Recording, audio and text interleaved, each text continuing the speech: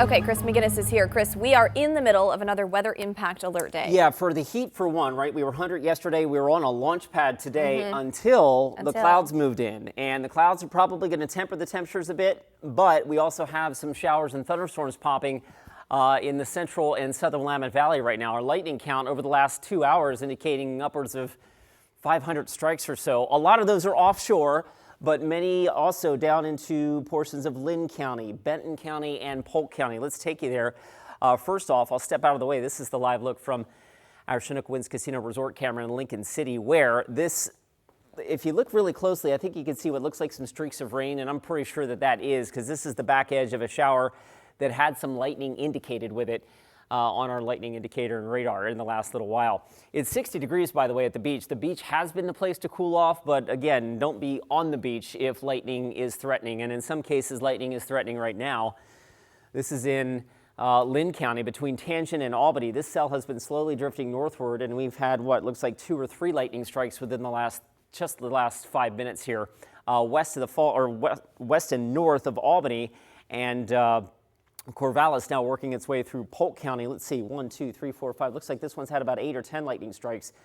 Again, all within the last 5 minutes. This is going up into the Coast Range west of Falls City through Polk County. The general trajectory is off to the northwest as the steering currents take these from the southeast to the north or northwest. And that's what's happened with these cells that are just off the central Oregon coast. Newport, if you look offshore, you will likely see some lightning activity just offshore. So with that in mind, Futurecast, even our high-res modeling, which updates every hour, has been a little slow to grab onto the thunderstorm potential this morning.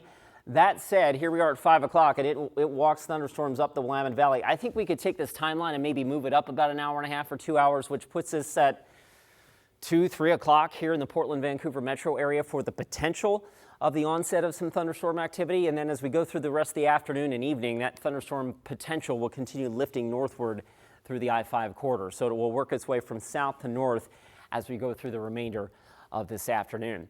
Across the region right now, ahead of that, of course, it is very warm. I mean, at lunchtime, it's almost 90 degrees in Woodland and Scappoose. We're 86 in Portland. We've had a little bit more cloud cover in Portland, not so much up to the north. So again, where the folks are getting full sunshine, the temperatures are skyrocketing. We're getting capped off with those temperatures in some cases, though, where the clouds have moved in, like Salem at 87 and Eugene at 83. We may not get a whole lot warmer than 83 to 88 in the southern Willamette Valley today because of the cloud cover that's now fairly consistent. Meanwhile, east of the Cascades, it's toasty right now. Ben's sitting at 91 degrees. So the plan this afternoon, again, the cloud cover is really going to play havoc with the temperatures. I did knock our high temperature forecast down from this morning. I've got us at 94. Again, that's a hedge that we still see enough sun to get us there, but we're also watching for that increasing chance of thunderstorms across the region. So again, with the heat, you need to limit your exposure, take frequent breaks if you are working outside. But in addition to this, if storms should threaten, you also need to seek shelter because as we know, lightning is quite dangerous. All right, up and down the I-5 corridor, heat advisory remains in effect through late this afternoon. There is an air quality alert primarily for ozone in the Portland metro area, but then wildfire smoke and particulate in parts of the Cascade foothills and certainly across portions of central and eastern Oregon. And to add insult to injury, we have a red flag warning for high fire danger across that part of the state as well, where they are just inundated with smoke. This is our smoke modeling, and it continues to show central Oregon just socked in with smoke and hot temperatures as well. The Dow's getting up near 101. Our modeling really shows the difficulty in what the cloud cover may do to the temperature forecast. Late this afternoon, it has Salem at 85 and Portland at 97. So there you go. The clouds are going to kind of play a little havoc with the temperature forecast, but I've got us at 94 today.